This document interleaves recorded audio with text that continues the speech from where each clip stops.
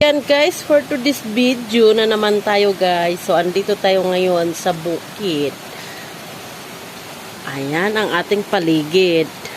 So, ang iluluto nating hapunan ay mayroon tayong pichay.